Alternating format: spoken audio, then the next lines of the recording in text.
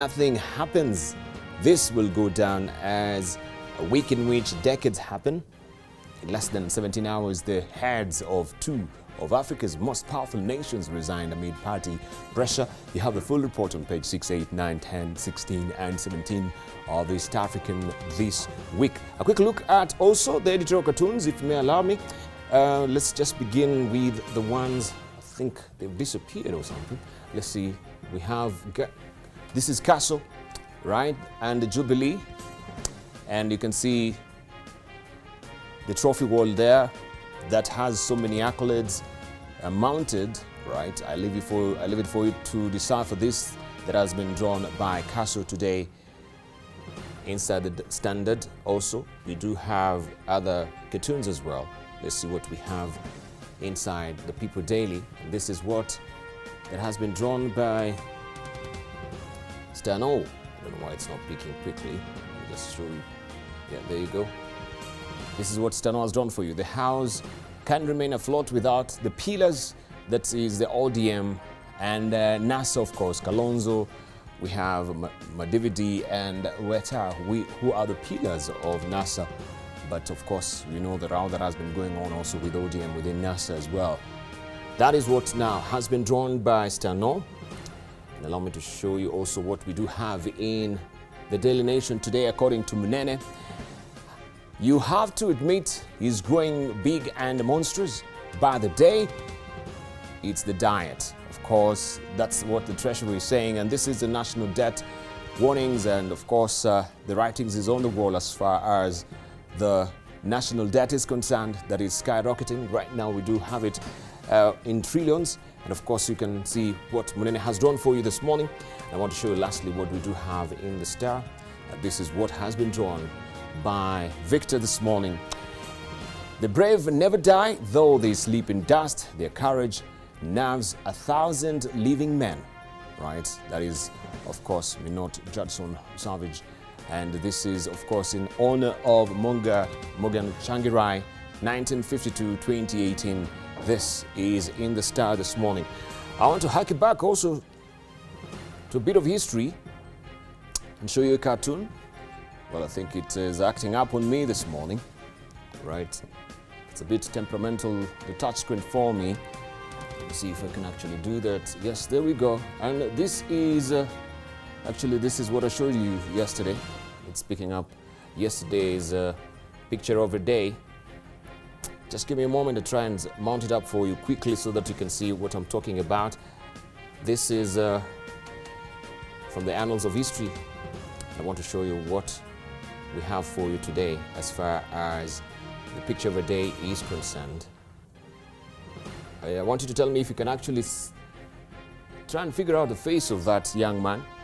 He's a well-renowned author of Kenya. Yeah, on the side. This is Ngugi wa Thiong'o and Jonathan Kariara. Of course, James Ngugi, who is Ngugi wa Thiong'o, a well-renowned author, accepted the editorship of Zuka, a journal by Oxford University Press, in 1968. And we can see Mr. Ngugi discussing the next issue of a journal with Mr. Jonathan Kariara of Oxford University Press, editor, who is also a writer of short stories, right? This is way back in 1968. So you can grab a copy of that as well. Not really a copy of this, but this is courtesy of our librarian, Maria Kanini. And those are also some of the dailies and the picture of the day. We have the magazines as well. Just a quick look because we're strapped for time. This is the Fortune magazine for you this month. The world's most admired companies. Right, this is on the front page of the Fortune magazine, plus the most underrated and overrated CEOs. That is the Fortune magazine. Also, we do have the Harvard Business Review for you. The Culture Factor, if you want to learn about corporate culture, employees' attitudes can make or break your business, is how to get everyone moving in the right direction, it says. And of course, that is covered on page 43 of the Harvard Business Review. I also want to show you what we have on the front page of this man's New African, the shame of Africa's new slave trade. That is what has been captured on the front page of the New African. We have the Forbes magazine as well. This is Africa Forbes. African billionaires, winner, losers, and newcomers. They're all covered also on this month's issue of the Forbes magazine. And lastly, the African report. Of course, you can look at that. The African companies, a glimmer of hope. Top 500 African companies, a glimmer of hope. That is what we have on the front pages of this month's magazines. You can always grab a copy from the nearest bookshop or the newsstand. For now, let's put our horse into full run by looking at the highlights. KNH on the spot again after family loses twin baby in bizarre case of theft captured on CCTV. 6 people killed as horror visits 2 villages in Mount Elgon region.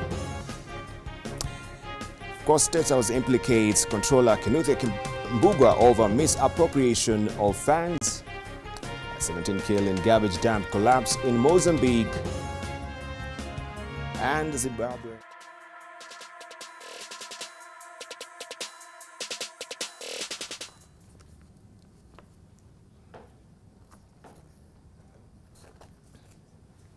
Well, good morning, I'm Debarl Inea. Now, police are looking for a woman captured on CCTV cameras believed to have stolen a twin baby or twin babies from a couple on Sunday at the Kenyatta National Referral Hospital. The country's largest referral facility has issued a statement on the incident amid public outrage with some speculating that the unfortunate incident was a well-choreographed inside job. NTV's Seth Olale starts us off. Job Ouko, the father of the stolen twin baby Prince Ouko, has still not come to terms with the unfortunate disappearance of his 2-week-old son that occurred Sunday morning at the Kenyatta National Referral Hospital. Ouko and his relatives are still trying to understand how this woman, captured on CCTV cameras, disappeared with their loved one in broad daylight without a trace. I've gone there about the security. I've talked to the CEO, Madam Koros. She's saying nothing. And I know very well that the lady was having a patient there. The 25-year-old proud father of twins Prince Ouko and Brighton Ouko arrived with his ailing wife at around 2 a.m. Sunday morning for emergency treatment. However, they were forced to stay in the cold with their 2-week-old children for up to 10 hours after the doctor, who he recalls as Mwikali, refused to attend to his wife until the room they were in was cleaned by hospital staff. This afternoon, I've gone there so that I can assess whether the complaint was being approved and even if the management got the information about the same. What the madam who was there said, he doesn't know any information about that information that I gave, that complaint that I wrote. He doesn't have any information about the same. At 11:30 a.m., his wife's condition worsened and Ouko requested 2 women to hold the twins as he took her ailing spouse to the ward number 1D on first floor. About 7 minutes later, one of the women who he had left the twins with traced Ouko to the ward to alert him that the other woman fled with one of the twins named Prince Ouko. My wife has stayed there from 2 and up to 11, that's 10 hours actually. So it means that the doctor was even corroding so that I can stay there. The more I stay, the more I get tired. So you see, I'm even a human being. If I get tired, I can say, my friend who is here, you have a patient there, I know, you see what is happening, please care for me. Yes, we are human beings. I'm not using fuel. Ouko also recalls how the said doctor on duty questioned why he had lodged a formal complaint at the hospital's information desk over the delay in getting his wife treated, yet he had already been assigned a doctor. Even then, the family is not happy with the manner in which the grievance is being handled.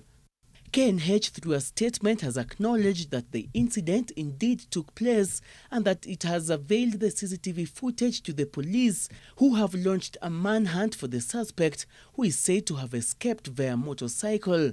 What they say is that I should wait for the experts to come so that they can retrieve the camera. I now ask myself a question. What are these experts? Are they coming from France? Are they coming from England? Because so far I haven't received anybody saying that the experts are yet are here. So nobody has come, nothing is being done. The management of the hospital has also identified the woman who reported the incident to the father of the twins as Lucy Kwamboka, who is being held by the police. The family in the meantime is appealing to members of the public to help reunite them with their 2-week-old baby who was born at the same facility on January 28th. The country's largest referral facility, which is right behind me, was expected by Job Oko's family to be a place of refuge. However, that has now turned to be a nightmare, even as Job Oko's wife and Prince Oko's other twin still admitted at this particular facility. Seth Olale, NTV, Nairobi. Now, 6 people were murdered as horror descended on 2 villages in Mount Elgon, Bungoma County. A gang of robbers attacked residents overnight, shooting 4 of them and killing the 10 cows. The deceased are believed to be members of the Nyumba Kumi initiative. 2 of the attackers were also killed, and police are now on a manhunt for the gang. Nikalala kwa msitu usiku yote mpaka mchana ndio nikakuja. Vile nilifika hapa mzee wameua na mang'ombe. Nikalia kabisa kimachozi kila kitu. Nikaona ya kwamba kijana yangu ana hapa kichwa imepelekwa nikakatwa kinyama. Nikalia kabisa, nikasema kwamba Mungu tu. Usiku unaokopa wajambazi, ukiingia kwa nyumba wajambazi wanakuua kwa nyumba. Ukijaribu udorogo wenda kujifichana nje, maaskari wakipata nje watakuua. Tumeshindwa, tutafanyaje ndio tuishi? General Cabinet Secretary Fred Matiang'i says they will start arresting political leaders who incite communities against each other. Matiang'i, who was speaking at a peace meeting at Tots in Marakwet East, Elgeyo Marakwet County, said that he will review the deployment of security officers in the region to enhance peace efforts. Over 40 people have been killed in brazen banditry attacks since the year began. Sisi hatutapembeleza na hatutakuwa na huruma na yeyote ambaye anaharibu usalama hapa. Awe kiongozi, awe nani. Awe kutoka Pokot, awe kutoka hapa. Na hii si ile mambo ya kawaida. Tutakushika. Na kama uamini yale tunakuambia, endelea tu, kwa sababu tuko na namna na mbinu za kufanya uchunguzi na kuchua yale ambayo yanafanyika. How is it that we are profiling here the number of people who have died, but you are not giving me the number of people in police custody as a result of those deaths? How? Yani yeti watu wameuawa, crime has been committed, lakini hakuna mtu ameshikwa. There must be a question to be answered here. Wewe bwana utaweka police kwa hizi shule zote, we'll have a security patrol, schools must open. Tufungue shule, utulinde watoto, tushirikiana na KPR au tufungue mashule. Now, State House Comptroller and former Nakuru Governor Kinuthia Mbuga is on the spot of allegations of impropriety during his term in office. The Ethics and Anti-Corruption Commission has released a report that indicates more than 130 million shillings cannot be accounted for. The ACC report also reveals massive looting of public funds. The report also shows that the findings come at the back of a report that indicated the anti-corruption body has only managed to recover less than 1% of the public funds in private hands. You find a dog that is always stealing the meat, whenever you carry a stick, it runs away. But if it has not stolen, it will not run away, isn't it? Therefore, there's no fear if we are doing things the right way. In Nandi Hills, MP Alfred Keter and 2 other people accused of forging 633 million shillings treasury bills have been temporarily released after spending the weekend in police cells. Chief Magistrate Francis Andai released Keter, businessmen Mandati, Saburali and Arthur Sakwa, who are directors of Desai Limited, on either 2 million shillings cash bail or 5 million shillings bond each. There has been a lot of correspondence between the governor of central bank with the third accused person, and all of these correspondences related to the issue of encashing the treasury bills. The third accused person will have to make an application against Safaricom for the retrieval of the call data record between the third accused person and the governor of the Central Bank of Kenya. It's actually the governor who invited him to go to his office. And Mheshimiwa was, of course, playing his public duty of trying to get into the root of this matter.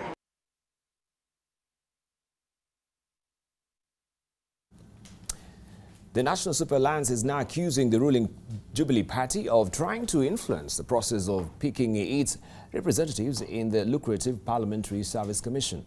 NASA top leadership has settled on Homer Bay woman Representative Gladys Wanga of ODM, Malindi MP Aisha Jumwa of ODM, and Makueni Senator Mutula Kilonzo Jr. of Wiper. But sources have intimated that Wiper is yet to endorse the new lineup, with the Kalonzo Musyoka-led party initially having fronted Borabu MP Ben Mumanyi to the commission that looks at the welfare of MPs and parliament staff. There will be some changes here and there, because, you know, out of those three, the first list, none was from Wiper. But now we have to include one person from Wiper, so the changes are bound to happen based on that. The biggest threat we are facing in this matter is Jubilee. It is Jubilee who wants to dictate to us how to share, who should be our nominees to those positions. They are proposing names. So I don't know when Jubilee has taken over the operation of our coalition. Because it's Jubilee who's telling us so-and-so must be in the list and so-and-so must not be on the list. That formula of coalition agreement will not apply. So what are we dealing with? We are dealing with a Parliamentary Service Commission. From where I sit in Jubilee, we have our 4 nominees. I mean, it's cast on stone. We have done it, and we are behind it. What the leadership of Jubilee is trying to do is to cover theirs using and sending their members to NASA as a red herring. That NASA has a problem, we should reject NASA's list, to cover up for the people who have problems within their list. Now, 4 out of the 9 appointed cabinet secretaries who were sworn in last Friday have assumed office with numerous pledges and a lot of tough talk. The cabinet secretary in the Ministry of Public Service, Youth and Gender Affairs, Margaret Kobier, Water Cabinet Secretary Simon Chelugui, and their counterparts from the Ministry of Lands, Farida Karune, and Ministry of Environment, Kirako Tobiko, spent time with their new staff, each promising their commitment in serving Kenyans in their new portfolios. That if the weight becomes too heavy, cheaper. You've heard about cartels. I'm surprised some people keep on saying that, CS, we have been defeated in containing cartels, land cartels. That is not true. Chairman Land Commission, we are going to work together because our roles are complementary. We are not going to work in competition because that is not why we are here. We are supposed to put our collective resources together, our collective energies, so that we make the services of this ministry accessible to the public. It will not be business as usual. It will be business unusual, so that all of us now we are bringing our innovation, creativity on how do we serve Kenyans better.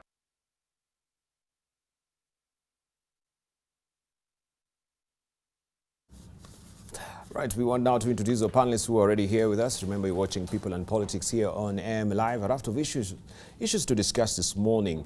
And of course, also about the ruling by High Court that now will allow the Auditor General to interrogate security budgets, which has settled 2 critical issues. First, it has affirmed the independence of the office, stating clearly that it has a mandate to audit all public finances in accordance with the Constitution.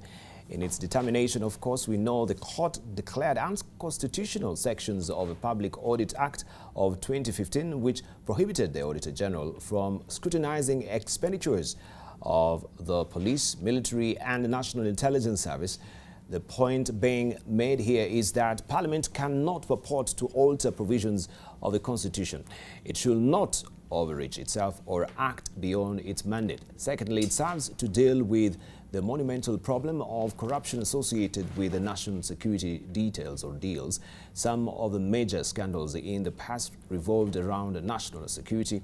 The most notorious was the Anglo leasing scandal, where the government lost billions of shillings through dubious security deals, and which only came to the surface through the work of a whistleblower. All along, successive governments have advanced the argument that security budgets have to be kept secret on grounds that exposing them to scrutiny compromises safety of citizens. Unfortunately, that has provided a blanket to cover massive scandals, and that is what we want just to discuss with our panelists amongst a raft of other issues as well. Allow me to introduce to you this morning Dr. Otiende Amolo, who is a member of parliament from Rarieda. Also, we do have with us Boni Khalwale, who is a former member of course, former senator of Kakamega. Also, we do have with us Senator Aaron Cheriot from Kericho. We do have with us also a former deputy whip of the National Assembly, that is Jacomi Duo, and the senator of Kiambu. This is Kimani Umatangi. A very good morning to you, gentlemen.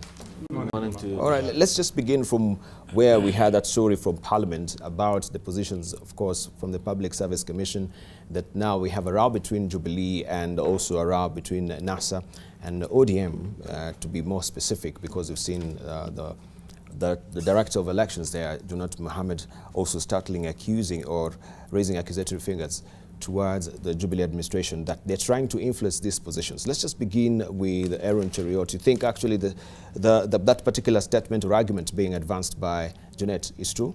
Why do you like putting me on the spot, Debarl?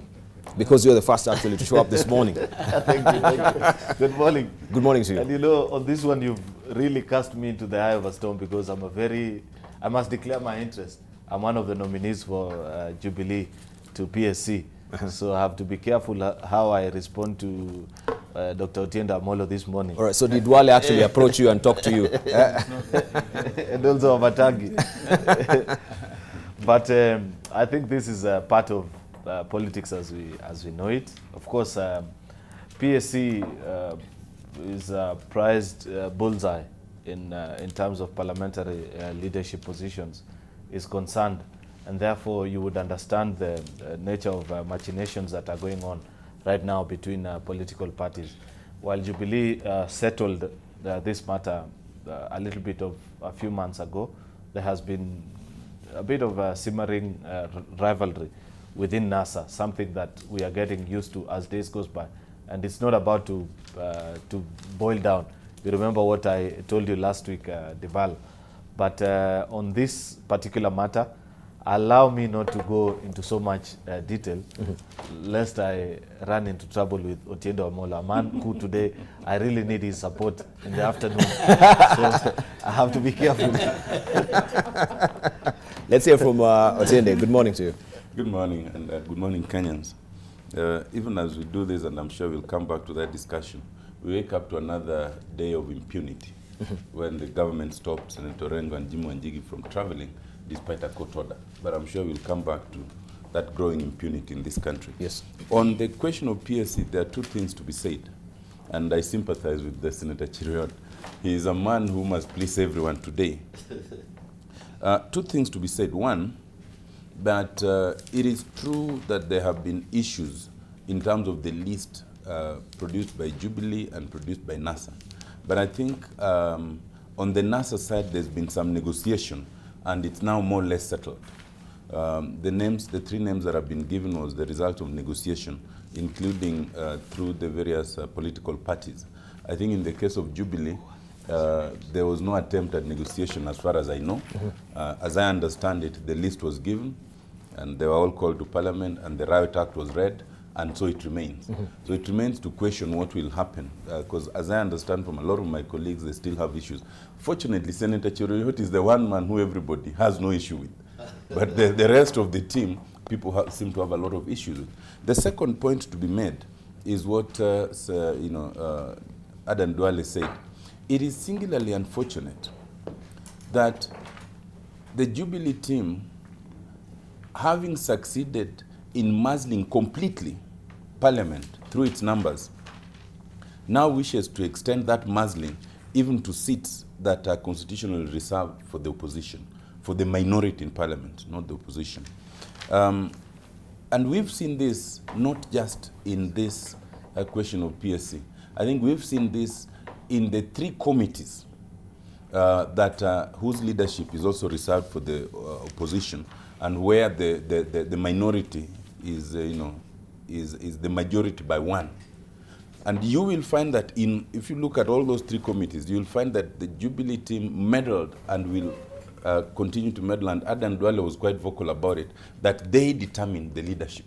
And I think they believe that even on this one, using merely the voting numbers in Parliament, they will determine it. It is a very unfortunate situation, because once the minority, through its own channels, has settled on names, there is no way the leader of majority can start to question and to seek to influence. And it is my belief that these ways of meddling, even with parliamentary affairs, can only lead us to a disastrous situation. I believe that the names will pass as they are. Whether they are the best names or not is immaterial. Whenever there's a negotiated settlement, there's always a give and take. So that can be discussed another time. All right. Let's hear from Boni Halwale. Good morning. Dr. Boni. Good morning. It's a non-issue for 2 reasons. The first one being that members of the public are not aware that what is going on, the non-issue, is simply because MPs are fighting over money. That's all. People are fighting for Parliamentary Service Commission not because it is a committee that enhances the delivery of Parliament in its core function of oversight and budget making, but simply because when members of Parliamentary Service Commission sit, they attract a sitting allowance of 40,000. If they sit 2 times, sometimes 3 times, they can attract up to 120,000 shillings a day. And they are the ones who determine the tenders for the multi-million projects that take place in Parliament. Some of the projects, multi-million, that take place in Parliament are not necessarily construction. We have got programs, and those programs are very lucrative. These are the people who preside over it, so they are fighting for that. The last point is that no single member of Parliament, if they are voting today, will vote with his mind and soul. They'll vote according to the instructions given by President Uhuru to Jubilee and given by Raila Odinga to NASA. If you don't follow it, ask Alfred Keter. Thank you very much. All right, let's hear from Kimano Matangi. Good morning to you. Good morning, Debarl.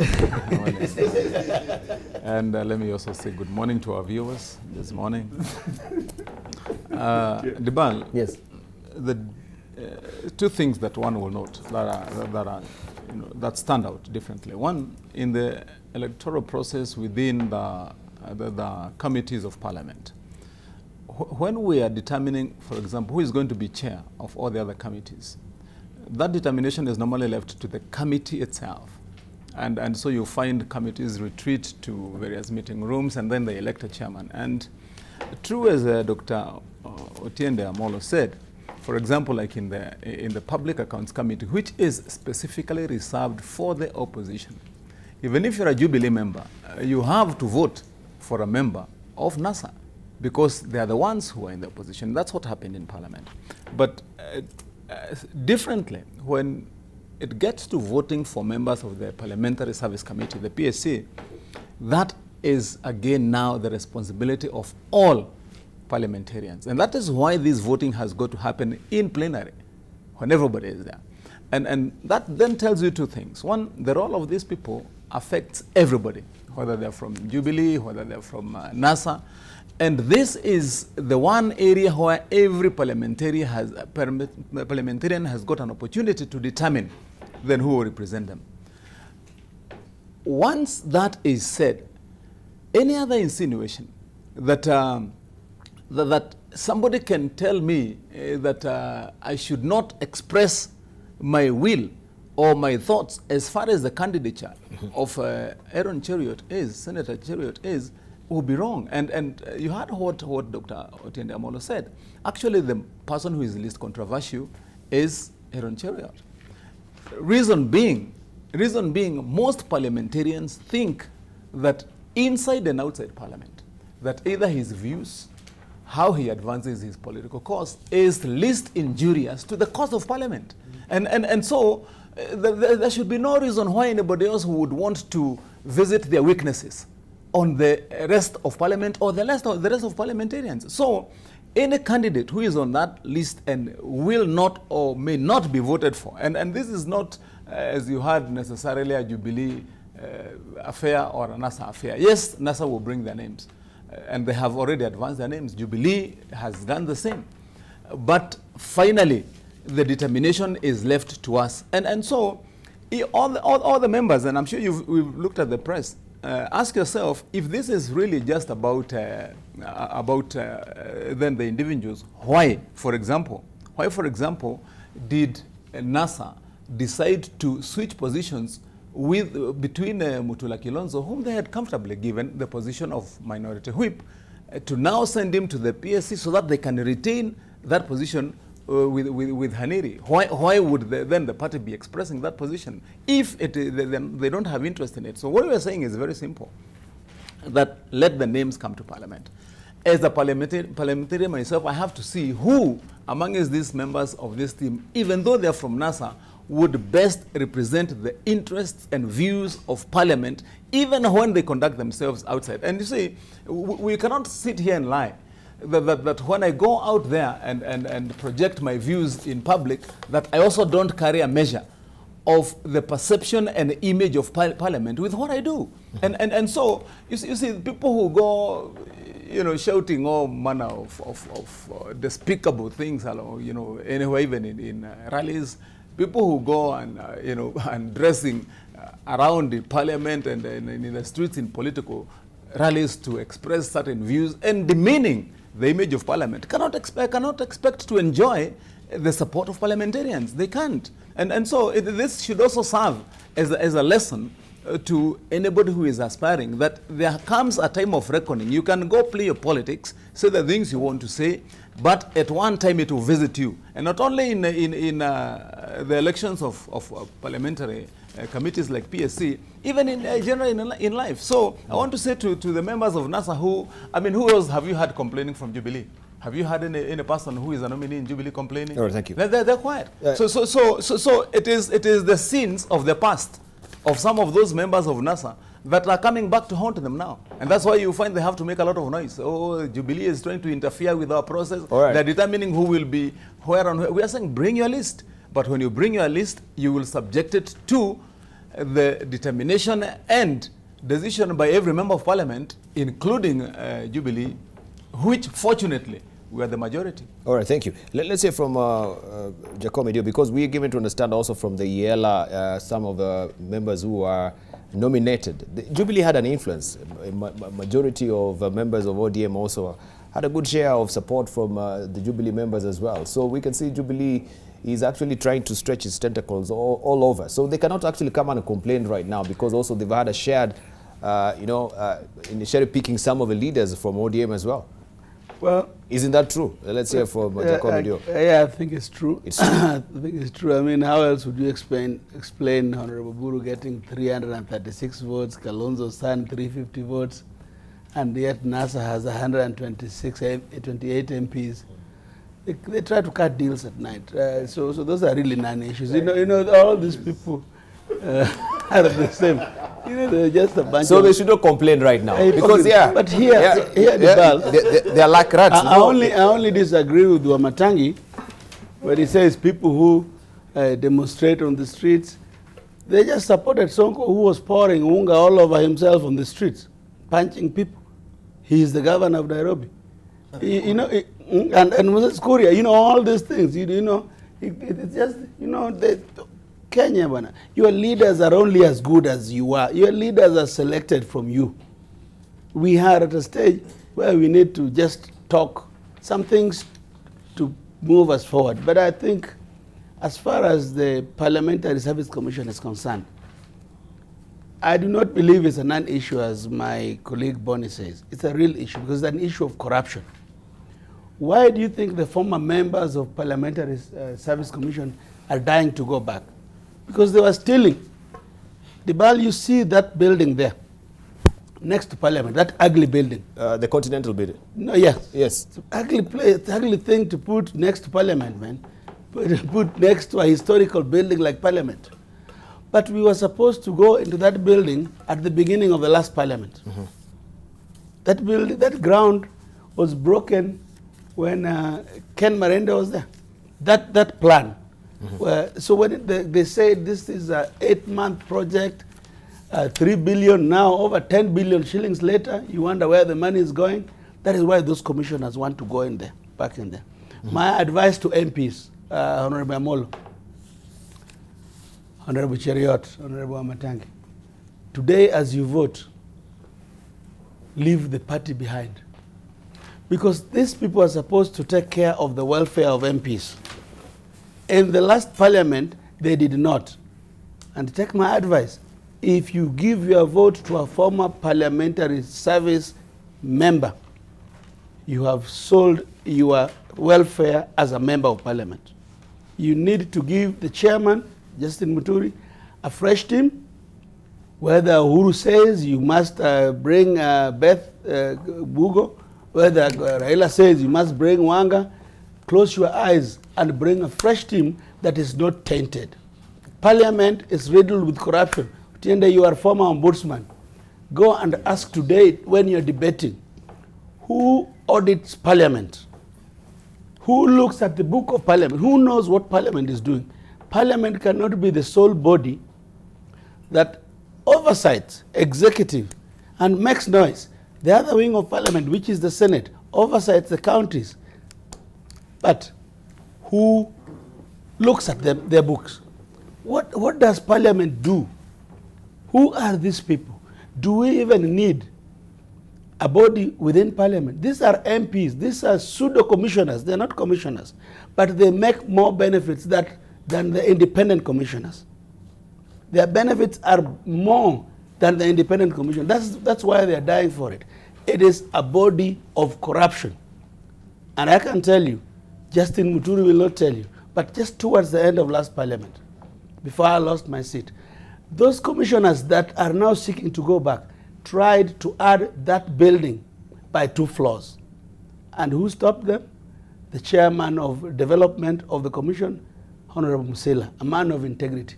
He told them, you can't do this. We have already burst the ceiling of the variation. They nearly killed Musela. They're talking about cannibals, man. These people, these cannibals, the ones who have been there, take ones whom are a bit better, or even better, the ones we have we don't know anything about, like Cheriot. You guys can close yourself. Wacha maneno ya party huko kwa mahali iko. But sit and say, at least we have been here for about 6 months. We see so and so has less taint. But those people who are going back there to steal more and cover up what they did in the last Parliament. Thank you. Thank you. Okay, let's say lastly from Otende on this. Well, I think this horse has been well flogged. There's So really not much to add, except that you see the difficulty of parliamentary procedures, which is the very difficulty that even the Jubilee team will run to, and the very difficulty many of us will run to, is that the list is given by the leader, both the leader of majority and the leader of minority. And the list that they give is a fixed list. So it's not a question of electing from. So your only choice is either to go with that list or to refrain. Mm-hmm. That is the difficulty that one finds themselves in this setup. But otherwise, I think all that has been spoken on that issue is well taken. Debarl, it's good to answer Honorable Junet, who is one of my best friends. Yes. He's lying to Kenyans when he wants to tell Kenyans that the Jubilee is interfering with their list. It's not true. He knows very well that before this vote, a deal has been cut on how Jubilee MPs will help the names that the preferred names of NASA should get votes from the other side. If it was right for Jubilee to help Kalonzo Musyoka's son and Raila Odinga's brother to go to Iyala. What's wrong if, again, the same is used in cooking the artificial membership of Parliamentary Service Commission? You should be honest. You should be honest. So, Junaid Mohammed and, of course, some members of the Jubilee, they're bedfellas as far as these appointments are concerned. Yeah, that is what actually. Well, like on this issue of Oburu Odinga and Kalonzo's son, on the number of votes they got, and I think we spoke about that here sometimes. I mean, what do you do to men's tears, you know, when they come crying? What do you do? and you know, they're saying, please give us these ones. Please give us these ones. You know what I mean? So, and they come and they plead and need. So I mean, it is not by coincidence. They should not pretend that they have not come begging for their own to be voted for. I mean, you know, that's why they got a lot of votes from Jubilee, and so that's what we are saying. Thank you. They should also learn how to behave themselves. But just to inform Tiende about one thing, you know, Tiende is a lawyer, but I'm a long-time MP.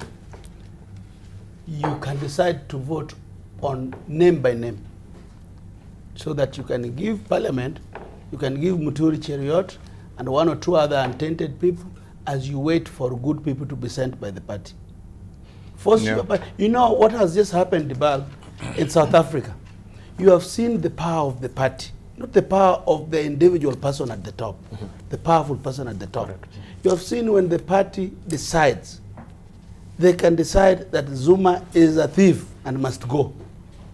And he tries to meander around and do all manner of things, but he goes.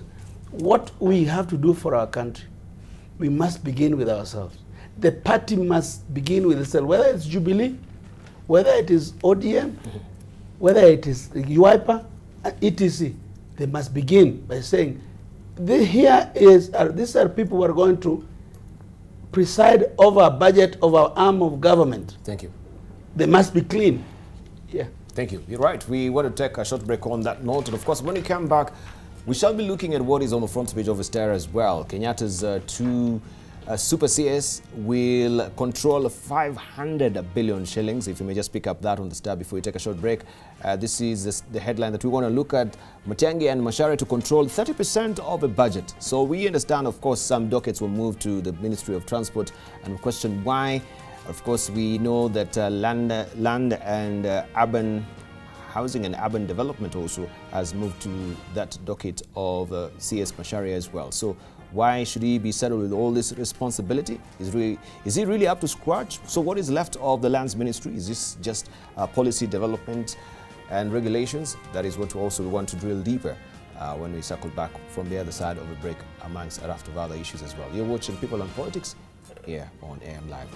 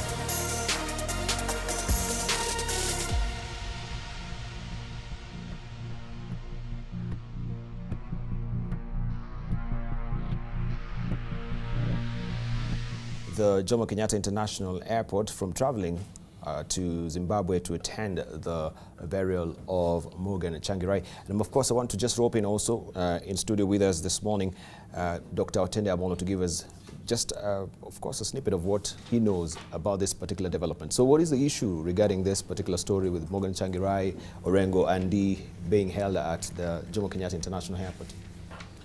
Well, Debarl, as I mentioned, I think we are quickly but consistently sliding into lawlessness and essentially a suspension of the Constitution. This is not the first time, it's not even the 10th time we've seen court orders being blatantly disobeyed. I think the relevance of the story of Miguna for me is that the orders that were issued in his favor still remain unaffected. And obviously the other measures will now start taking, including petitioning for declaration of those officers as unfit to hold office. But in the case of Senator Orengo and Jim Wanjigi, they obtained court orders among 7 other officials to prevent the state from seizing either their passports or stopping them from traveling. Jim Wanjigi and Senator Orengo, as I understand, because I was in communication with them, were leaving the country to attend the burial of Morgan Changirai. But the officials, very junior officials at the airport, told them that they have instructions from above. The era of instructions from above is back, and the above in this case is the Director of Immigration, Kihalangwa, that they cannot travel. So as we speak, I understand they're still at the airport, which is singularly unfortunate. When a state leads in disobedience of court orders, it is unimaginable what it will expect of its citizens. When people start defying the most basic authority, whether it's from the chiefs or the police or any other authority, then the state will not be in any position to question any such thing. I think it is quite unfortunate. Yes. All right, thank you. Maybe Bonnie Khalwale, you want to comment on that a bit, or any of you, regarding this particular new development? Only one sentence suffices, namely, this is not acceptable. It is just furtherance of the impunity and the clampdown and crackdown on the opposition leaders of this country, something that is not going to help President Uhuru at all. The sooner he abandons that kind of style, the better for him. All right, let's hear from Aaron Cheriot and Kimani Matangi, because of course the president has also your listening ear. What would you tell him in this particular respect? Well, I've just heard this story from my colleague, fellow panelist, Dr. Otiende. It's not an issue that I have the facts therein to give me a good understanding of what might have transpired. But if that is the case, as he has reported, then it will be unfortunate in my humble opinion, because it is not something to be proud of as a democracy when you have people that hold contrary views to what is regarded as yours are treated with such punitive way. However, again, we need to question and find what will be the cause that has informed such decision. Are they, for example, people that have been... There are circumstances where one can be, where the state can have justifiable reason as not to allow one to travel out. Maybe they have planned something that will harm the nation, and therefore the state feels it is important for them to remain. We do not have that information. Maybe they planted a bomb and they want to run away. You know, if you need our vote to sound. Yes. I told you, today is a very difficult morning for me. When you need to take this vote, you have to be very careful. Let's hear from Watangi. Debarl, my view, my position will be that, you know, the last thing I would want to do is to be speculative on such matters. And because, as Senator Cheriot has just said, you know, this is something that we've just heard over from Dr. Otiende, and it's not really been confirmed, or neither actually. Debarl, do you have the facts yourself? So would be very limited, really, in commenting factually. Otherwise, what we'd just be doing is really airing personal views, which are not necessarily relevant to what's happening. But a question one may want to ask is this: on that question of travel bans. You know, remember there was a time when the U.S. government banned so many people from traveling, actually, to their country. And I heard the country was largely quiet on a decision by the U.S. government to ban Kenyans from traveling into that country. And you know, then one would want to ask themselves, you know, as a country, when you have issues arising, how would you want to address them? Because I believe we must find a way ultimately as to how do we really deal with questions on the validity and usefulness of a travel of an individual who could be at that time either suspect of any misdeeds. And I think that's a big question. I'm limiting my comments on that because I don't like speculating on such issues. I like commenting factually. Yeah. All right, but in light of course, the travel bans before, right, to some of the NASA members, I think this is the follow-up of that particular travel ban. So facts may not be there on this particular incident, but of course, right, they were mentioned. It's true. Yes. It's true that it was publicly announced that the passports of certain individuals within the NASA fraternity have been withdrawn. That was broadcast live and all over. It's a fact. And as Otiende Amolo says, then they went to court and appealed that course of action. What me and you don't know is has the state law office also probably appealed the action? I mean, you know, those facts are in the gray between me and you, really, and so that's why you find we'll be floating somewhere by trying to. But if it was appealed, it will have really come to the attention of the media. Yeah. Let me clarify. Yeah, please clarify. First of all, we'll come to you, Bonnie. The orders are in place. They have not been appealed. They have not been varied. They have not been suspended. Number two, I think it is unfortunate when a senator, Senator Matangi, Senator Cheriot, can ascribe issues like perhaps having a bomb, planting a bomb, on their colleague, a respected colleague. I think that is belittling even the discussion level of this panel. Number three, the mistake the two of them are making, which this government keeps making, is that they still think that a passport is given as a privilege, as it was given in the prior constitution. Under Article 12(2) of the constitution we operate with, a passport is an entitlement. It is your property. It's no longer the property of the state. And if it is to be taken, confiscated, or withdrawn, Article 12(3) lays a very elaborate procedure, and it is very elaborate. It cannot be done by the director of immigration and all. But more importantly, I think the question of being speculative is not there. We are on NTV, and no less a media house than NTV broke that news. It's not me, it is NTV. So if you want to disbelieve NTV, not me. So it's a fact. And the Daily Nation. Let's say from Bonnie, we'll come to you. Very briefly. I think, with all due respect, Senator Matangi, why are you being so wordy on the obvious? You cannot suspend a passport. Nobody can suspend a right. A passport is no different from your birth certificate. It is no different from your national identity card. You cannot suspend your birth certificate. What do you become? The moment they suspend yours, do you cease being a Kikuyu born in Kiambu and become a Luya born in Kakamega in Marinya village? Listen to me. In the Quisera. If you suspend my national ID, do I cease being a Kenyan born in Kakamega? I become a Kenyan born in Kwale? In the same manner, you cannot suspend a passport. What the government holds power over is not your right to have or not to have the passport. the government only has the right to protect you when you're traveling under that passport out of the country.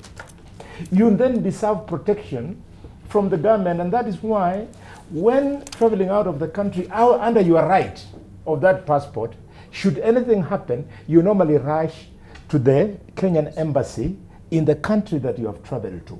So if the government wants to speak anything on the passport, it should say, I am now withdrawing my protection of you. You go to wherever you are going, but should anything happen to you there, don't come back to me. But they cannot take away a passport. Do you know, in conclusion, let me tell you, do you know what a court ruling said in the US? It said a right under the Constitution of the United States is a right to rights. Okay, all right, we'll come to you. Let's hear from Jacoy, and then we come to you. Briefly, we wind up on this. Well, yeah, that's okay, but I can't say too much on this. Because I think this government is primitive, quite frankly. You know, a right clearly spelled out in the Constitution, the government has no power over it.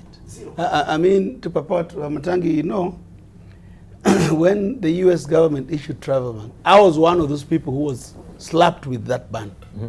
What had you stolen? I had not stolen anything. We were standing for the rights of our people. Okay. And we told the Americans, you know, you may well keep it. And then they called us to negotiation. I was called. I was told why they felt it necessary to slap politicians with a travel ban to the US. And we moved on. But now, when it is in the Constitution, you don't even need to go to court unless you are illiterate. This does not even require constitutional interpretation. Article 12(2) does not require interpretation. I'm sure a 5-year-old kid can understand what it means. But to make it worse, people have gone to court when they were mistreating Miguna. In fact, Debarl, the other day, 2 days ago, there was something going on around in social media about Keter, that he had been held in a police station called Mogadishu. So people thought these crooks had deported Keter to Somalia. You know, because this, what are they doing? This is, it augurs very bad with the government. I thought by now, after what we have gone through in the last 6 months, we would be talking how to move forward. I mean, common sense. Is this country so different? But let me just say this. Mr. President, take it from me. You are digging a 20-foot grave. You will never get out of it. Because nobody is scared. Nobody will be scared. Let's talk our way out of this. You will not scare people. You will not scare the media. You will not do it. You will never change this constitution. In fact, the sections that hurt them so much, you have to take to a referendum. And you don't have the numbers. Out of 19.8 million Kenyans registered, only 3.5 million voted on the 26th. And he promised to bring the figures. He never brought the figures. He promised us to bring the figures. Let's wind up on it. Let's wind up on it. I think we've belabored the point. No. Let's hear from Senator Kimani Wamatangi. We wrap up. You know, Debarl, 3 quick things. First, I want to. Now you've given them the opportunity to say what they had to say, so let me reply. Yeah. But to the things they said, so please, it's my chance. Okay, please, let's hear from Kimani Wamatangi. Why do you want me to say what you want me to say? No, I just had 3 that I know. I'm seeing paragraphs. Let me say what I want to say. Not what you want me to say. All right, please. So, first I wanted to clear to Dr. Otiende Amolo that at no one time have I said that I suspect either senators, and I didn't hear even Cheruiyot say so, that they're carrying bombs. Well, maybe he will clarify, but I certainly I have no reason to suspect, and if I suspected any member of parliament, I would say so. Now, secondly, my friend Boni Halwale, you know, yes, you know, taking my passport or withdrawing any right would not make me a lawyer. And by the way, I've been wanting to come to lawyer land. I saw there's a lawyer there. I've been seeing there's a lawyer there who is doing some big job. Somebody somebody who is calling himself Mwala or Mwale, who is trying to transform your Kakamega into Hamptons or something, you know, and the guy is doing great work. I would have wanted to hear you congratulating that man, but if I became a lawyer, I would want to come and live in Hamptons. Lastly, you know, Debarl, let's be frank.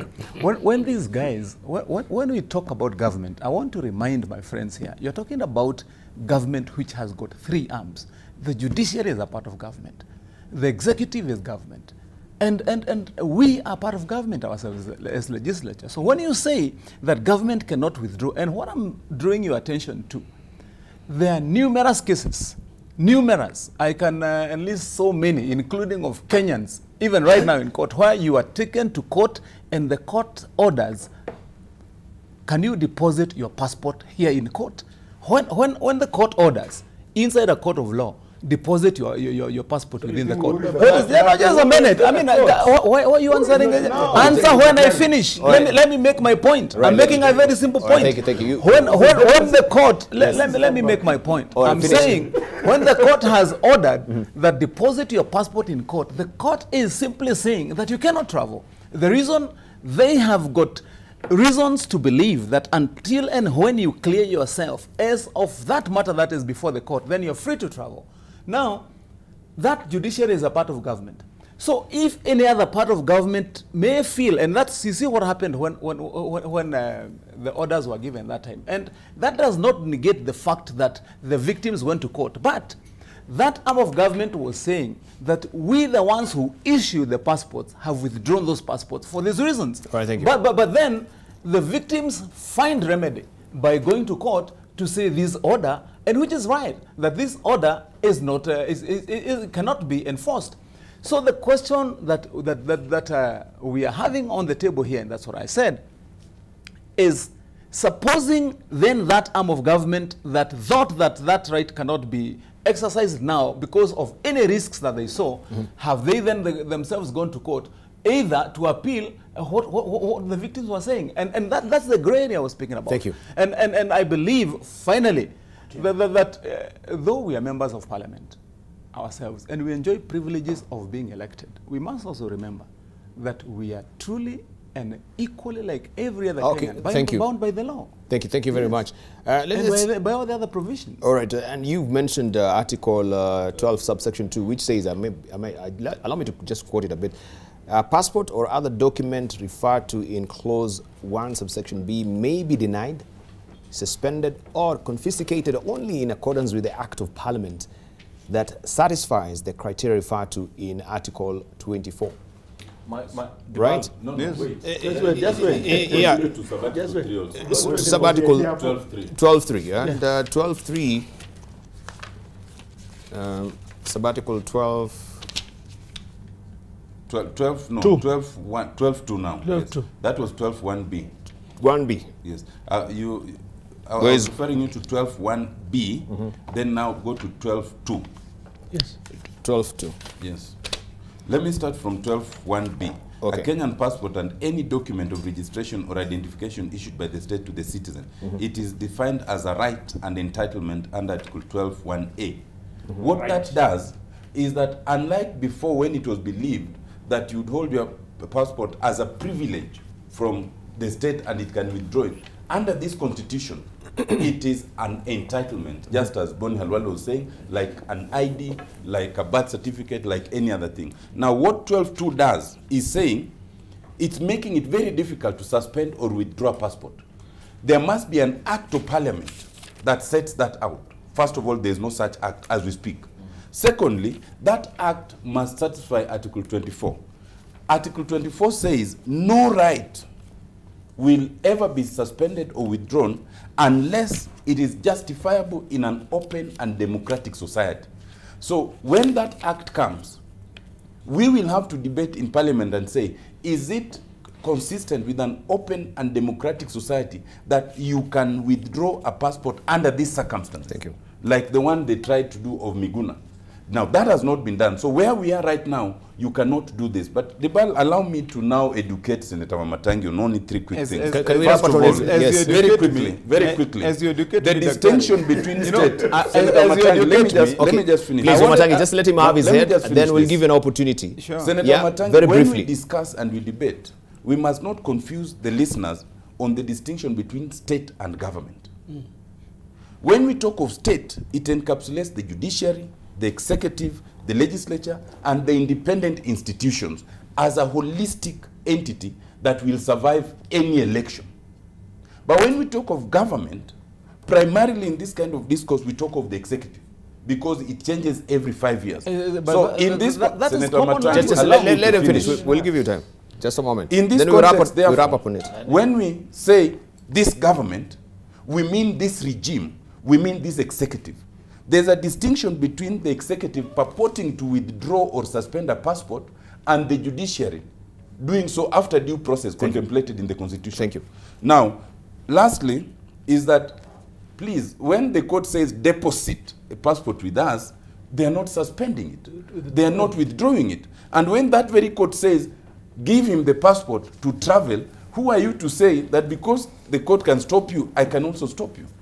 It is unlawful. All right, thank you. Allow me to give Aaron Chedot. We'll come to you briefly. Aaron, please. Debarl, just I want to clarify something so quickly with words that are attributed to Dr. Otiende, that there are certain things that I said this morning that will imply or mean that Senator James Orengo is a suspect or anything of a kind. I'd wish to clarify that. But before I do it, when Dr. Otiende and Midiwo speak, you tend to imagine that all these rights that are enshrined in the Bill of Rights come with no responsibilities on the person. Let me read for them Article 24 1D that says the need to ensure enjoyment of rights and fundamental freedoms by any individual does not prejudice the rights and fundamental freedom of others. Those are the conditions upon which certain rights can be suspended.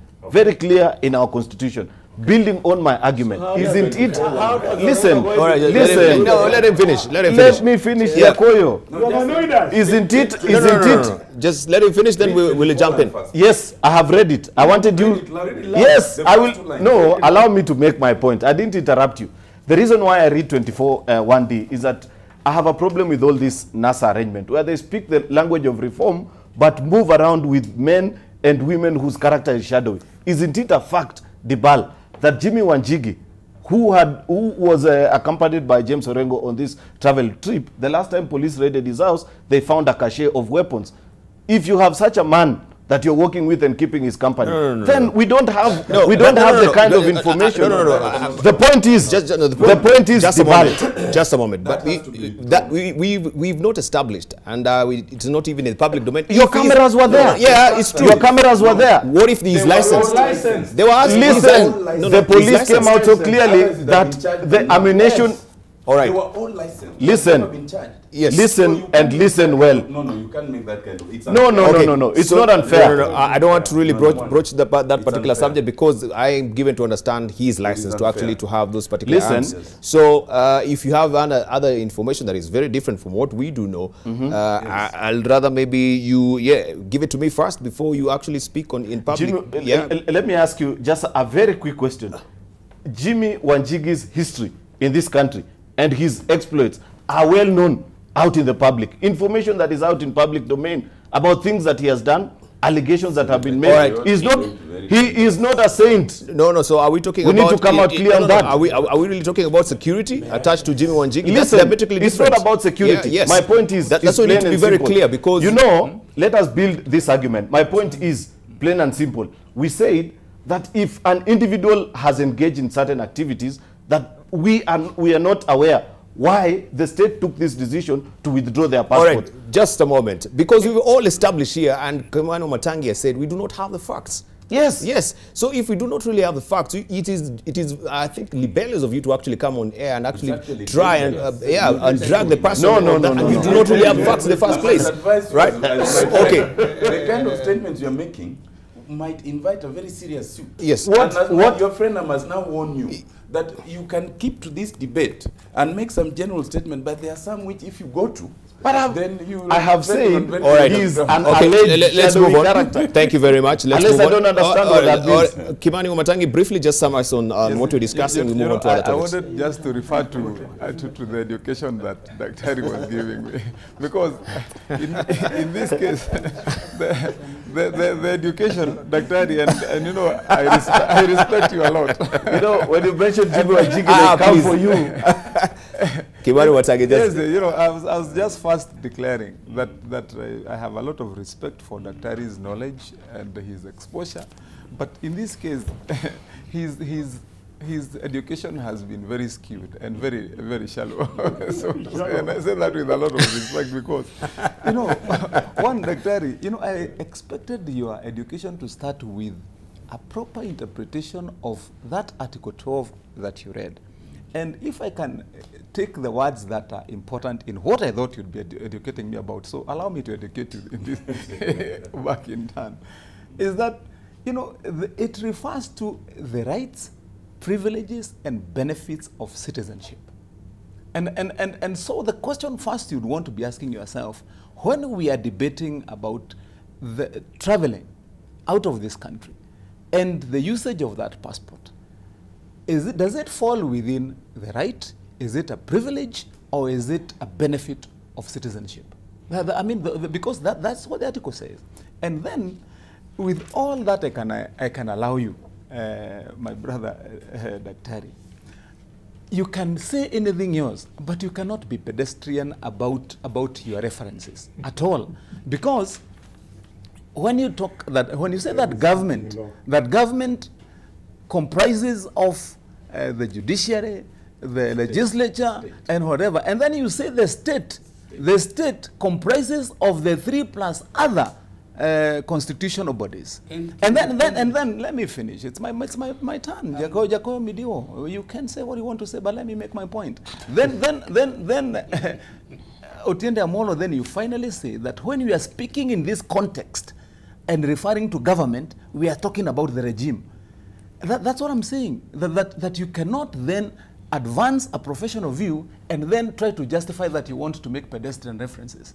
When you talk about government, you know that you're talking about government and its true composition. So if you're talking about the regime, talk about the regime. And you know what? What I'm driving straight to your table is this, that there is no declaration that was made by the regime.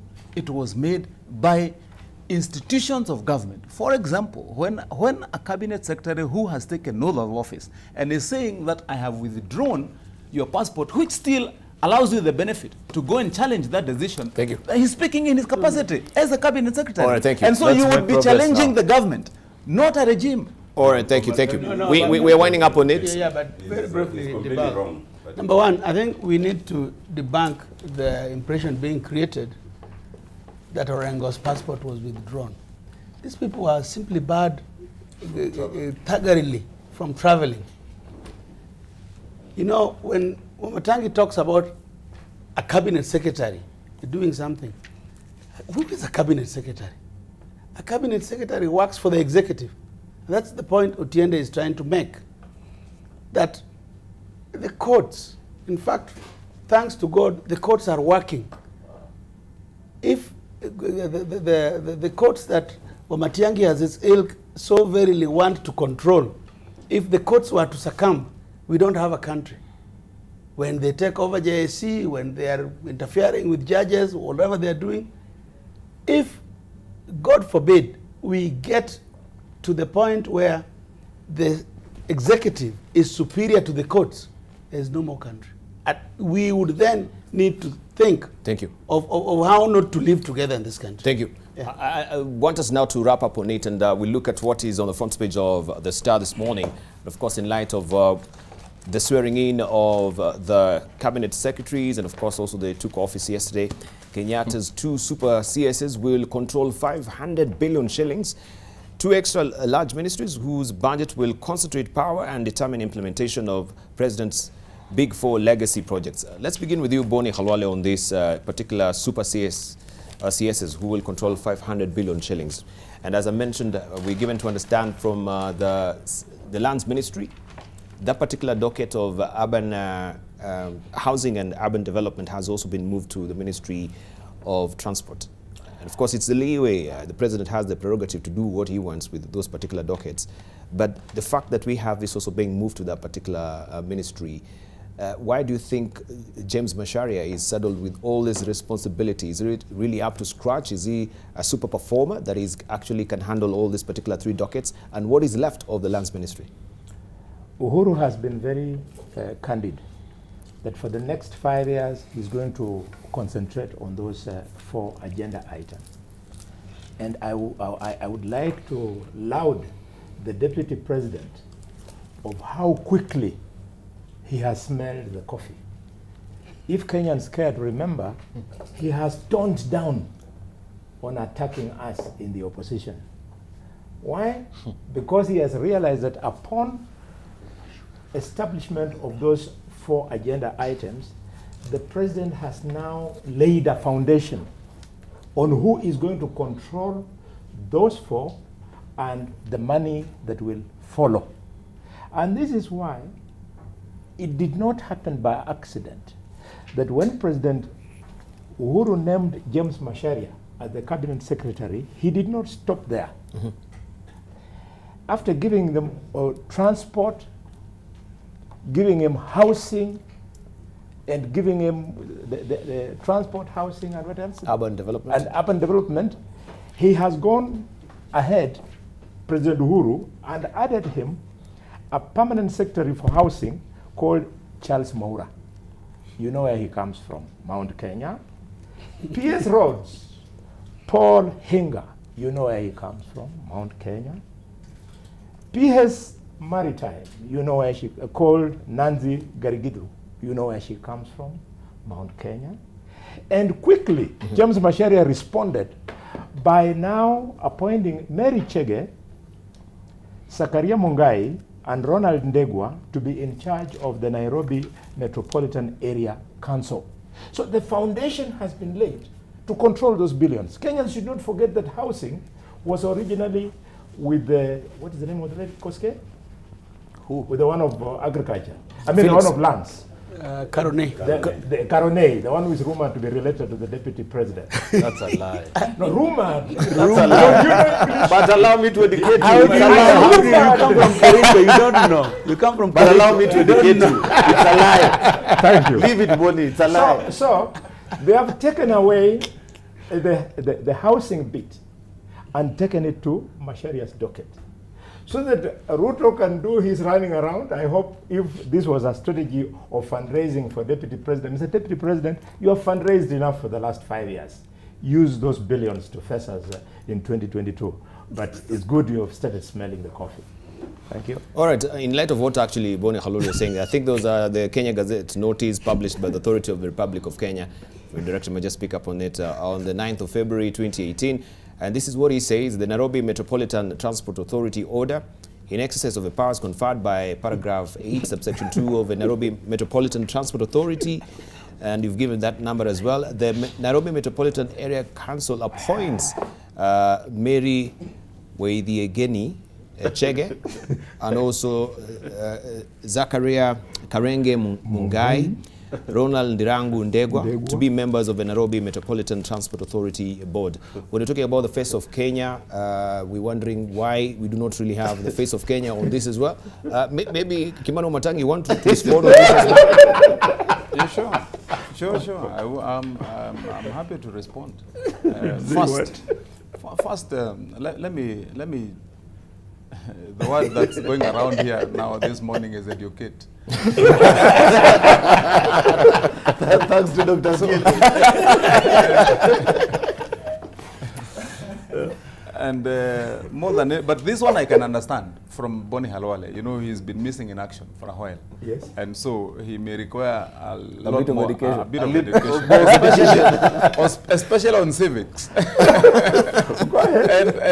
and current affairs. Because you know, his naming of PSs is wrong. I'm going to forward to you a list of the PSs who are within the Ministry of Transport. And actually, the main PS, the one who is carrying the bulk the work in the transport ministry is the PS Roads Korea.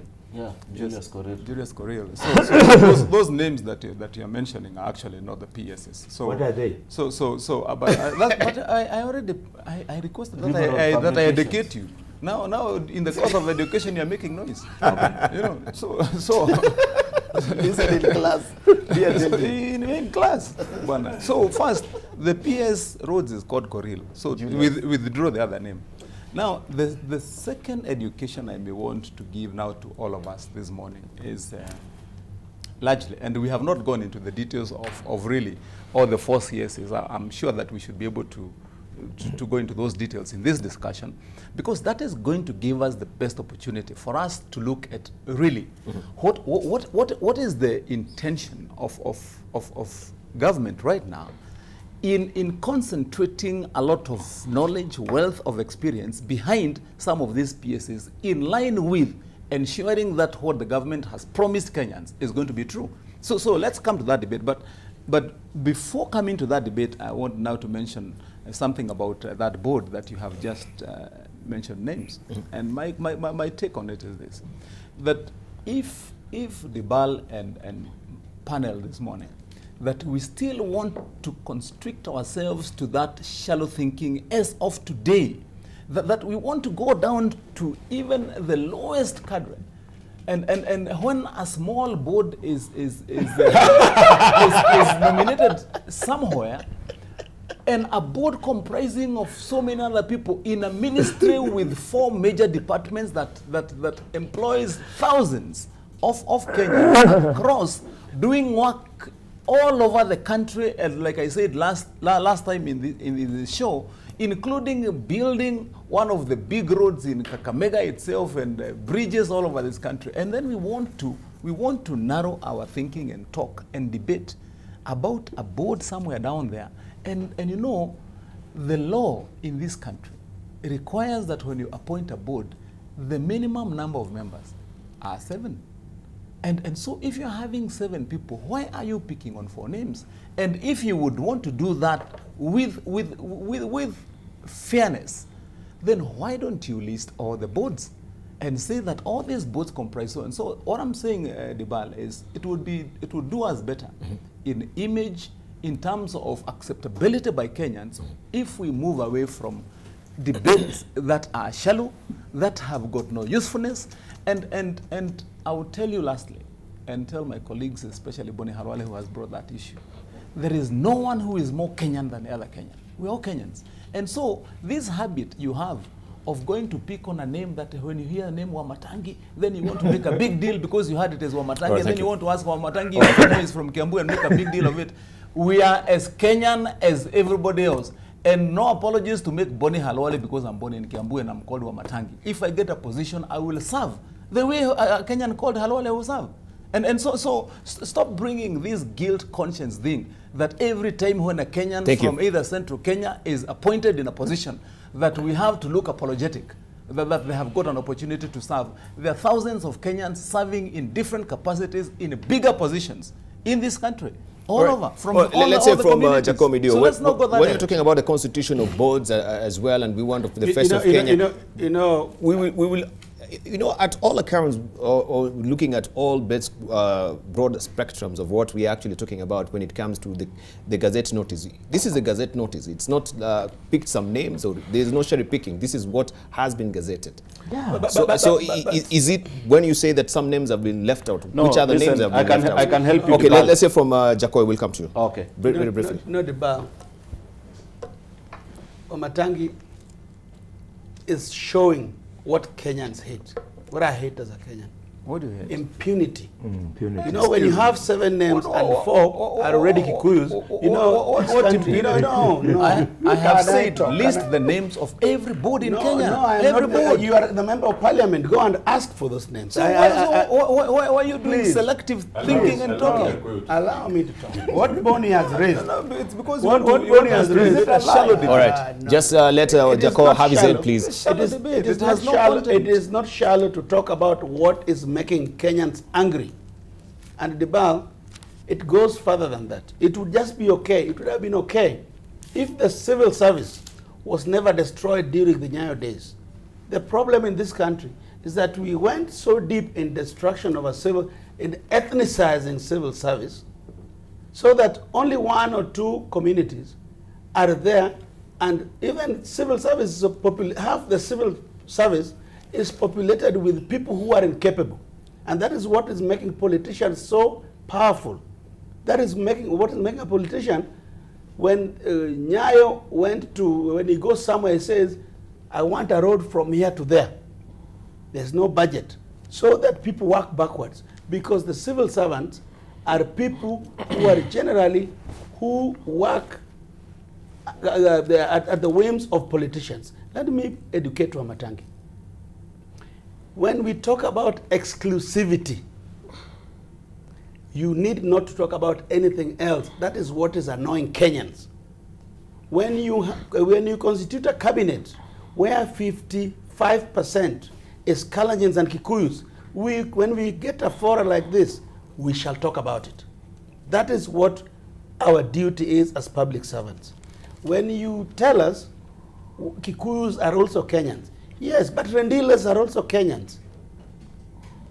Luyas are Kenyans.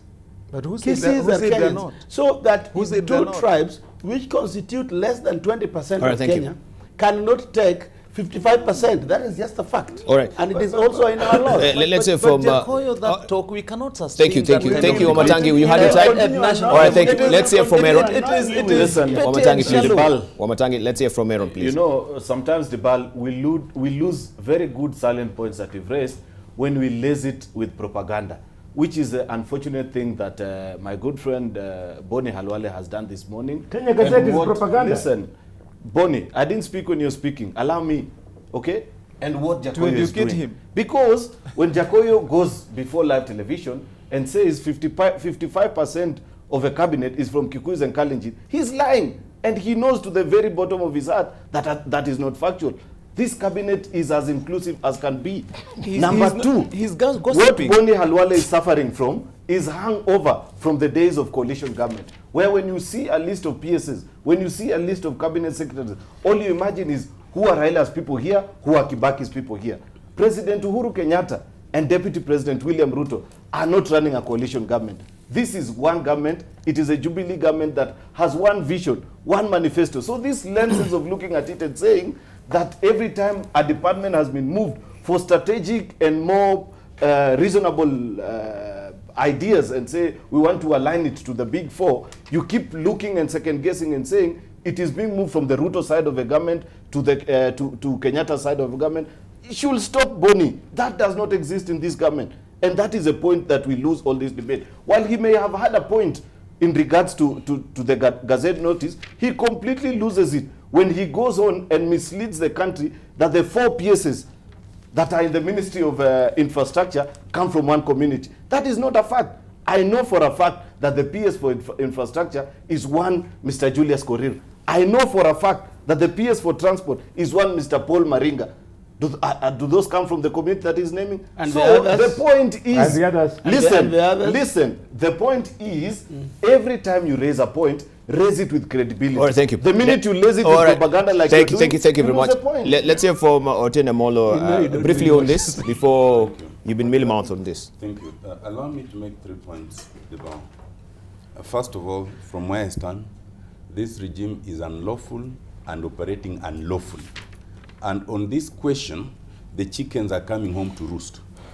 As between the two major formations of the Jubilee coalition, Senator Cheriot knows he's speaking tongue-in-cheek, that the 4 areas that they have given themselves as priority areas, all those who are holding those dockets belong to the faction of Uhuru Kenyatta and not William Ruto. That's the first point. The second point is a very fundamental point. It is a fact, and we can go back to this analysis. The cabinet as constituted currently is unlawful in terms of the requirements of the Constitution. 55% of the cabinet belong to Kalenjin and Kikuyu. That's a lie. Allow me. Just let him finish. And this is something that can be demonstrated. And you see the problem with Senator Matangi and Senator Cheruiyot, they want to read the Constitution as a Bible.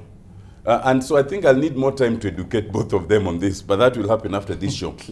Under Article 130 and 152, the cabinet includes the president, the deputy president, and the attorney general. That's a total of 25. Go through those names. I dare you, and we can put it on screen right now. It's exactly 55% Kikuyu and Kalenjin. Come to the principal secretaries. The principal secretaries, 11 of them are Kikuyu and Kalenjin. Out of 22, that is 50% at bare minimum. And you can come down to the unlawful position of chief administrative secretary. But the more fundamental point is that cabinet is unlawfully constituted in terms of ethnicity. It is unlawfully constituted in terms of gender because it's only 25% of the opposite gender, 6 out of 25. Mm-hmm. That is less than, in fact, slightly less than 25%. Yet it should be at least 1/3. It should be 33%. Now, the unfortunate thing is that where then those who are unlawfully constituted get the opportunity, where the constitution is not expressed, then they get to 90%, between 70 and 90% within those two ethnicities. And that's what we just saw. And we can go through many other departments, and you will find that that is the position. We don't need to debate this. We don't need to argue on this. All we need to go to the Public Service Commission report of last year, released in September last year, in terms of new employments and promotions. That report demonstrates with numbers, with exactitude, that almost 70% of those either employed newly or promoted belong to those two communities. And it gives numbers. What this means is that we are operating in total breach of the Constitution, Chapter 6, Article 130, Article 232, which requires diversity. And in all this, it is not gainsaying, and it's not as Senator Matangi says that we are talking about small things. We cannot talk cohesion. We cannot talk inclusivity if every opportunity that comes, you only find either somebody from either of those two tribes as befitting. We can't move forward. All right, let's say from Boni. Thank you. We'll go sequentially. I just wanted to plead with Senator Matangi. If you must educate me, I am ready, I am willing, but please don't educate me on Kideri knowledge. Reason being, since you're now in the habit of suspending things, including suspending the right to possess a passport, have you also suspended the Constitution, which provides that there shall be a regional and ethnic balance? Save me your Kederi knowledge. All right, before we come to you, just to raise another point as we're winding up as well. We have also, because we're given to understand this particular docket of urban and rural development is falling within the ambit of transport as well right now. We have the Council of Governors, and they elected their leaders as well. And we do have the Council of Governors had elected or has elected Governor Ferdinand Waititu Babayao, chairman of the Land, Physical Planning and Urban Development Committee, and of course he's the governor of Kiambu as well. World Bank, I'm given to understand, is about to dole out a huge tranche of money to the counties as well for urban development. Is this the strategy that you're talking about? That even now also the Council of Governors, the chair, is Ferdinand Waititu, and he's actually the chair of Land, Physical Planning and Urban Development. And I'm given to understand Kiambu as well will be the biggest beneficiary of this as well. Yeah, is that the case? Let's hear from Chiru, but then we'll come to you as we're winding up. Where do you get these stories, Debarl? Because I'm beginning to suspect you are hanging out with the wrong crowd. I want you to correct me. No. First of all, no, just a moment. Allow me to make this point. Is it a fact that World Bank will not be doling out this money to the counties? Yes, it is a fact. Fantastic. But then, it is not a fact. No. Yeah. It is not a fact. Is it a pure? That's what I'm asking. It is not a fact. You talked of strategy. Kiambu will enjoy the lion's share of this because Unless, you know, aren't you the one? Okay. Aren't you the one, Debarl, who told us this morning that before we make a presentation, unless it is factually backed, we should not. But I have this from my credible sources. I cannot reveal. You know, it's a fact. Where have you been hanging out of late, Debarl? Carry on with your. That's my credible source. My point is, Debarl, you know, sometimes even acts of good intention, they tend to get lost in the whole haze and myriad of NASA propaganda that is so spewed out and laced together with the Constitution perfectly by none other than Dr. Atiende Amolo. You know, Dr. Atiende Amolo is a good lad, but unfortunately, sometimes and on many occasions, he rolls between his half-truths inside sections of a Constitution that you can easily get lost and think that what he's saying is factual. I have challenged him and told him for a fact, it is not true that 55% of the cabinet comes from 2 communities. That is a lie. We can list the 25 names right here if you want it, Debarl, and you will find that that is not factual. Yes, they know that it is not factual what you're saying, Bonnie. Number 2, when you speak about the elections of Council of Governors, is it not a fact that Council of Governors, when they meet, they do elections and all the 47 governors get to participate in this election? All right. So what is the crime? Okay, the question would be, no. What was this election unanimously done? Or actually some of the governors were shoehorned to elect some of the leaders? No, I don't think so. Yeah, because like the vice chair, we give it to understand they were shoehorned. If you talk to some of the governors, they were shoehorned to elect some of the leaders. Debarl, probably you're hanging out with the wrong crowd lately. No. I have my facts right. I do. You cannot say that honorable men elected on a county seat called governors can be shoehorned by anybody. And these are people who sit down and agree. This is a person. Right. If that was the case, why would we be interested in the vice chair Jubilee and leave the chair in none other than deputy party leader of ODM, Josephat Nanok? He's still the serving chair. But isn't the shoehorning going on? Democratic isn't the shoehorning going on even now with the public accounts committee or the public service commission That's as well? Not true. That's not true. All right, let's hear from Jacob. You need to change where you are eating. Let's hear from Jacob. First of all, you can see how Cheriot is struggling. You know, he's a good man. We know he needs the Utiende's vote, which is generally our vote. We will vote you in because, you know, you are the more reasonable one. You know, even if you take ship, there is always a leader. So you are the leader of the ship.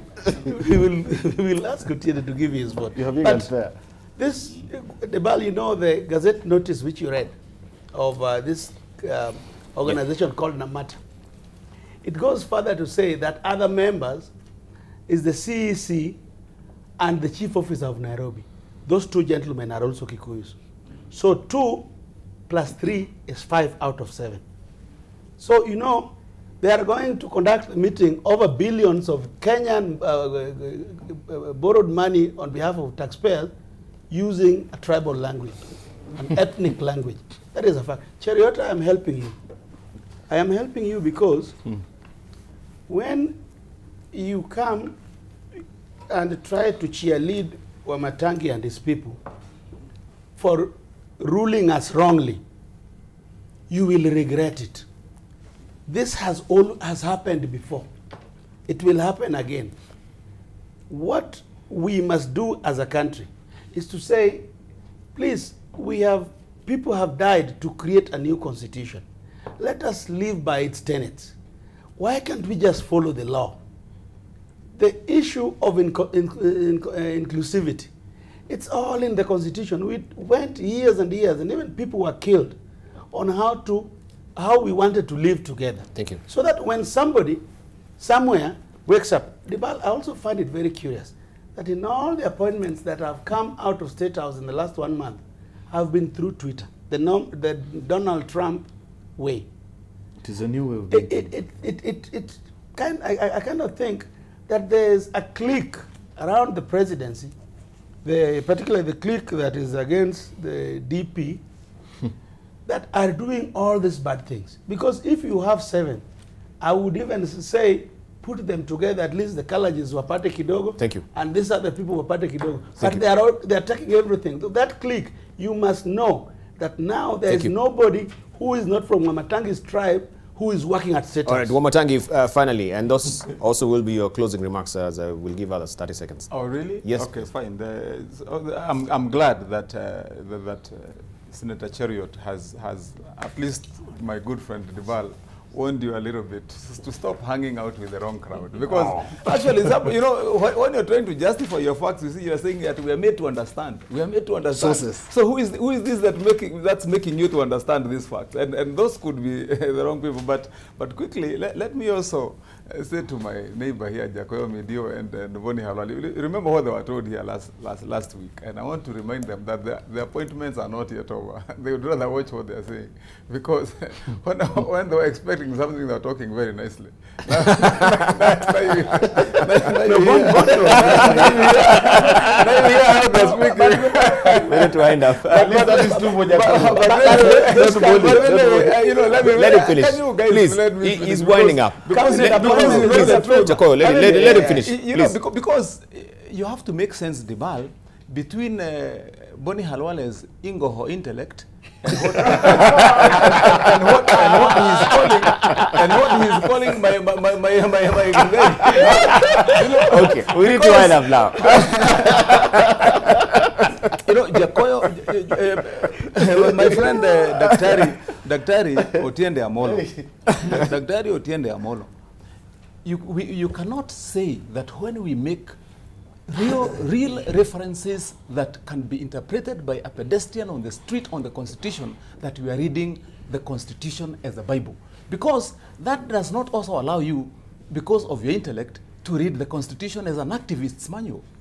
You see? I mean, because that's the difference. The Constitution says what it means, and that's what we interpret. And Debarl, in the future, that would be my closing remark, we must make sure that on this panel, when an allegation or a claim like that is made, then it has got to be substantiated, elaborated by tabling facts. Because once you allow people to just make remarks here and run away with them, not really bringing the facts on the table, like what you heard that the appointments in this cabinet, amongst the PSS, are these numbers, that is a lie. But you know why? And I want to finalize with that. You see, for example, like in the appointments, ask Jacoyo Medio or Otiende Amolo.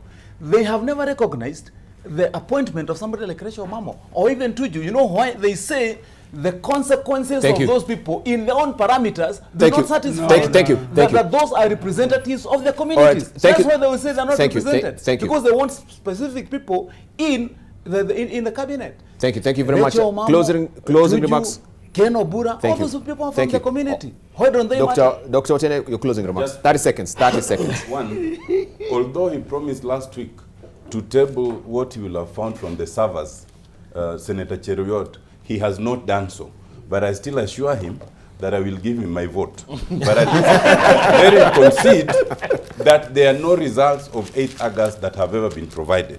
Number two, contrary to Senator Matangi, I want to tell all Kenyans that under Article 12.2, you are entitled to a Kenyan passport and no one can take away that from you, whether you're from Kiambu or Turkana, whether you're from Siaya or Kichogyo. Thank you. Thank you very much. Dr. Boni Halwale.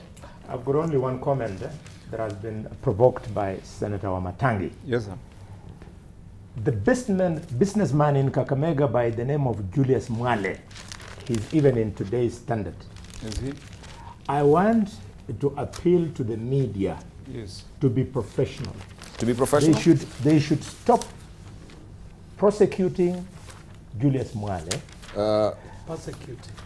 Persecuting Julius Mwale, attempting to jail him over the issue of unpaid bills. Even governments, including the government of the United States of America and even that one of China, has got pending bills. He's on which page? Julius Mwale, it is on page 17 of the Standard. Julius Mwale has done more that we are seeing on the ground than what this reporting is purporting to say. He has already done 70 kilometers of tarmac road in the village. He's built the first shopping mall in the village in Kakamega. He has created employment over the last 3 years to thousands of young people who do construction work at his project. We are happy with it. Let him thrive. The government should support this kind of thank you. All right, thank you. Let's hear from... we're winding up. It is the media. Just a moment. Wamatangi. Aaron Cheriot, please. My closing remarks will be this. the art of nation building is not a simple task. And there will be rough rides and patches along the way. But it is bestowed upon men and women like the honorable members on this panel before you this morning, Debarl, to always be truthful, factual, and not lace their arguments with propaganda, as my colleagues from NASA are so prone in doing. Let us be sincere. If there are things that you think you don't genuinely agree with the administration, please raise it in a honest and sincere way. We are willing and able to listen, and we'll make amends. Video. 30 seconds. Let me support Bonnie on this, this gentleman, this investor. It is, you know, it's written law, Bonnie, that Luos, lawyers, rendiles must not have money. That is why where there is money, this ethnic chauvinists go there and appoint themselves. But lastly, let me tell Wamatangi, my friend, you will never hear the end of this Ukabilaism that you people are trying to take us back to. We have legislated against it. We have put it in law. We are not scared about forcing us do the wrong, forcing us for not traveling and deporting us. We will force you. Thank you. And there is a wave going across the continent and the world. 30 seconds you are done. will be a victim. Thank you very much. And of course, thank you for your valid company as well. I think it has been an incisive and engaging discussion today. And of course, we'll continue tomorrow on Standing on Gap. Thank you very much for your valid company. Debarl, let's